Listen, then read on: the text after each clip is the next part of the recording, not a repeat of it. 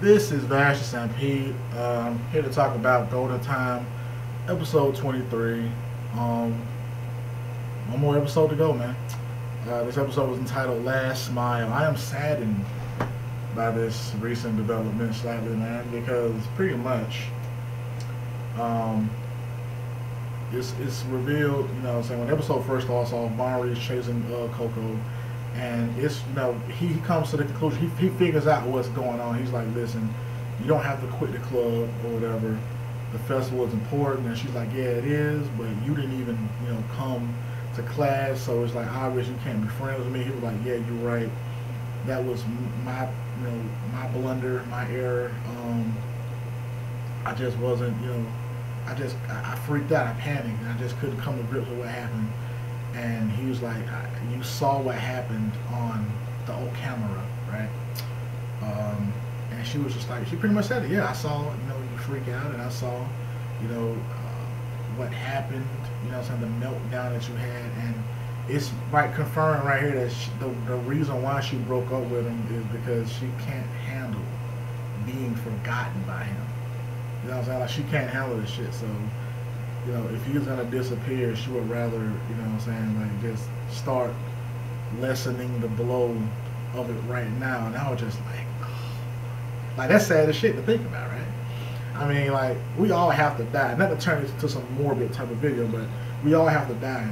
But to die with, somebody that you love, that's marriage. That's monogamy. That's pure in essence. But to be completely forgotten about somebody is the fear of human mortality. So to be completely, just to be completely wiped the fuck away, just completely wiped away.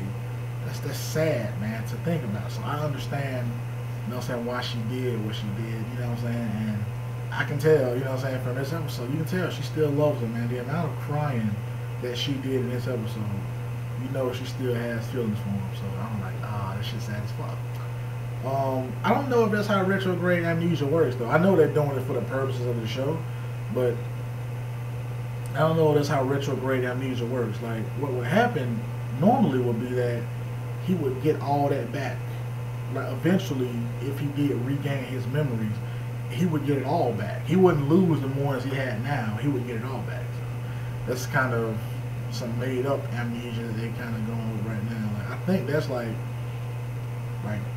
short-term, long-term memory loss. One of the two. Something like that 51st dates type of shit, where where Adam Sandler had to keep reintroducing himself to Drew Barrymore or whatever. But yeah, Banri has retrograde amnesia, meaning he just can't remember stuff about his past. So everything that he retains in the present should still be retained, whether his past memories come back or not. But I digress. This episode was beautiful. It was sad. It wasn't as sad as episode 22 or episode 21. It wasn't as sad as those, but it was still sad, man.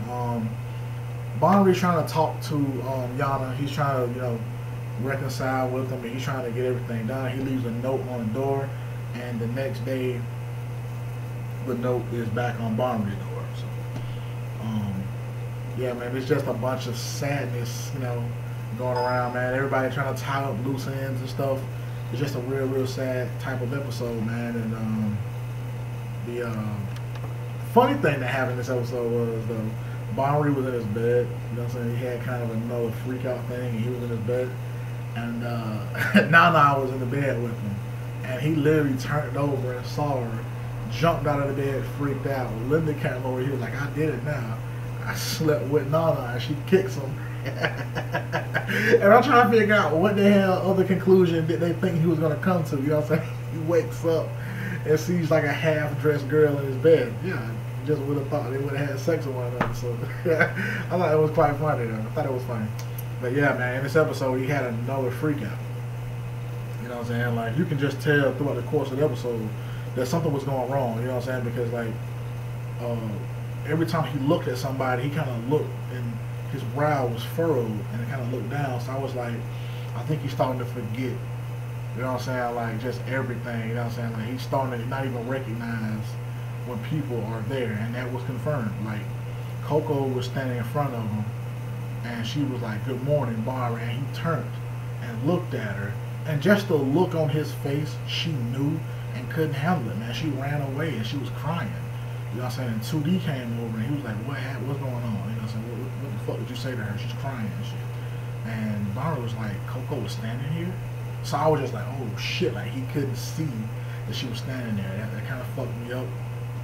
And when he had his freak out or whatever, when there was because Banri, no, I'm sorry, 2D invoked the pact that they all made. I think it was in episode like 10 or something like that, 9 or 10. I don't know. But they all made a pact that when one person said we should hang out, they'll all hang out. And so he invokes that pact. You know what I'm saying? He's like, "No, we all need to hang out. I'm invoking the thing right now." And Coco was like, "I'll go get Yana. I'll make something up to bring him here. I will get him here." And so she gets him there, and as they were about to go inside to talk about everything, to kind of clear the air about the whole situation, Banri had another like episode, like another freak out. And again, the look on his face made Coco cry. And as Banri ran away, Linda came and they were in a taxi. Banri saw Coco just crying, just like completely crying. And he was like, "Stop the car," because he saw it. He was like, "Coco crying, stop the car." And I was just like, "Man, this shit is getting real as fuck, right? This shit is getting too real, right?" And they go through the festival thing, and Banri's just like, "Yeah, listen, man." He's talking to his mom. He's like, I'm gonna go to the hospital. I think I'm gonna come home. Nobody knows, you know what I'm saying? But he's about to leave. He wrote notes to himself to remind himself of who all these people are. But he's about to go home. He's leaving school. He's about to go back home.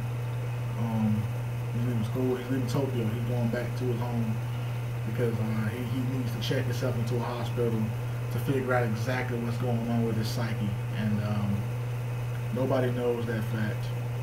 And the narration on the end of the episode really made me sad though, because it was kind of a feel-good moment, because you know what I'm saying, nobody knew that he was about to leave or whatever, and Coco came up to him and she like, "You got a smile," and she pinched his cheeks and he started smiling, and she was like, "Don't make the weird noise," and they were all laughing and stuff. And then Yana went and spoke to the Awa people, and they brought back the clothing and the instruments, and they did all that for the festival club because it was a misunderstanding. So they all got their outfits back, and they're doing the dancing and the Awa stuff, and you know what I'm saying. I was just kind of like, okay, man, like that's feel good stuff. And in the narration, Banri is just kind of like, that's what happens with memories. You get old, some things get forgotten, but as long as you're living in the present, as long as you have memories of the present, that's all that matters. I'm alive now, and I should enjoy the time I have now. And then after that, he's like, I think he said the following day, the current me disappeared and was replaced by my former self. I was like, Jesus Christ. Now, in defense of that though, I don't know if this just basic storytelling, but because Banri is narrating it, can you somewhat come to the conclusion that I'm assuming that his previous self and his present self melded together sometime in the future because he's telling the story? You know what I'm saying? So I don't know, because that's a weird narration that's going on because he's telling it. So is he telling it from the point of view of this happened and it's over, or is he bringing us up to speed as an audience as to what's happening? So I don't know, but that made me sad just to think about, man. Like, Banri has been replaced by his former self, and I hate to even say this, but I feel like his former self is the biggest asshole in the show. I do. I feel like that his former self is the biggest douche in the show.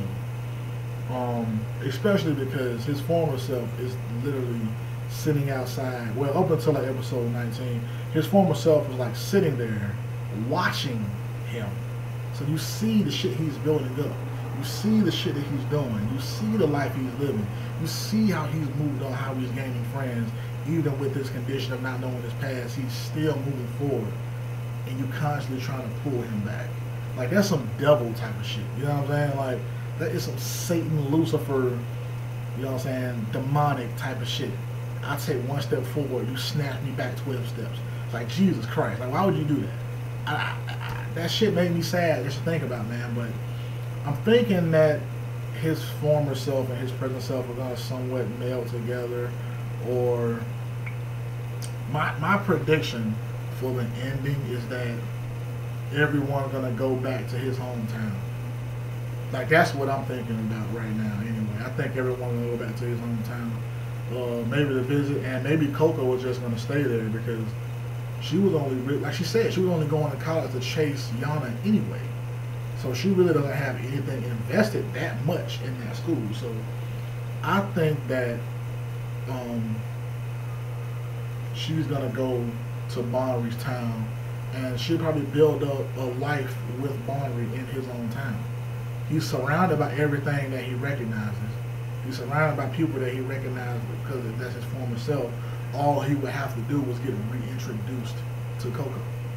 So I think that happened on something else I watched. I watched something recently where that happened. They had to reintroduce this character to everything, you know what I'm saying, around them or whatever. So the girl, yeah, it was something like that. Yeah, I think it was, I don't know, I gotta remember now. It's pissing me off. But this episode was beautiful, man. This episode was, again, a sad one. Not as sad as the last two, but it still was sad. And that last bit of narration really did hurt me. Just to hear him say that, you know what I'm saying? Like, he's literally was like, I have been replaced. Like, he's gone. Like, the Tata Banri that we've grown to love is gone for now. Up until next Thursday anyway. So we have a whole fucking week to wait to see what the conclusion is going to be to this beautiful anime. Let me know what you think is going to happen. Let me know how you think this series is going to end. Is Banri going to meld with his former self? Are they going to become one? And then he's going to be able to be with Coco? Is he just going to forget about her completely and just go back to his hometown and try to resume the life he had there and still be with Linda? What's going to happen, man? I mean, this has been an emotional roller coaster from episode 1 to now. So what is going to happen in this last episode of Golden Time? Let me know what your thoughts are. Please drop some comments below. I am Vash Stampede, signing out.